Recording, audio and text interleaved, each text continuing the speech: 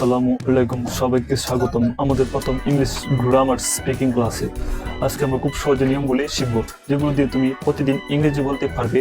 চলো শুরু করি। প্রথমে আমরা শিখব সাবজেক্ট প্লাস ভার্ব। ইংরেজিতে প্রতিটি বাক্যে অবশ্যই একটি সাবজেক্ট আর একটি ভার্ব থাকতে হয়। উদাহরণ, আই ইট রাইস মানে আমি ভাত খাই। শি প্লে ফুটবল মানে সে ফুটবল খেলে।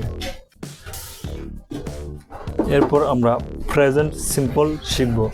এটি ব্যবহার করে প্রতিদিনকার কাজ বা অভ্যাস বোঝাতে। উদাহরণ, I go to school every day মানে আমি প্রতিদিন স্কুলে যাই। হি রিডস বুকস মানে সে বই পড়ে।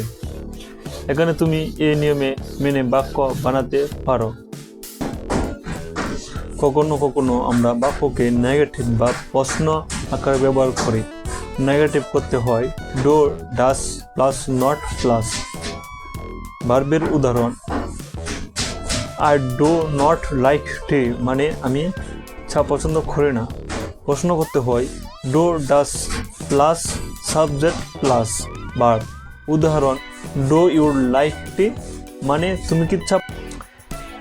এবার প্র্যাকটিস করি, আমার সাথে একসাথে বলো। I play cricket, she sing a song, do you read English, I don't watch TV. দেখো, এটি খুব সহজ। প্র্যাকটিস যত বেশি করবে, কথা বলার দক্ষতা তত বেশি ভালো হবে। আজকের হোমওয়ার্ক হলো ডো বা ডুস ব্যবহার করে 5টি বাক্য বানাতে হবে। প্রতিদিন যোগ করে বলার প্র্যাকটিস করো। পরবর্তী ক্লাসে আমরা শিখব ফার্স্ট টেন্স। ধন্যবাদ সবাইকে, দেখা হবে ক্লাস 2-এ।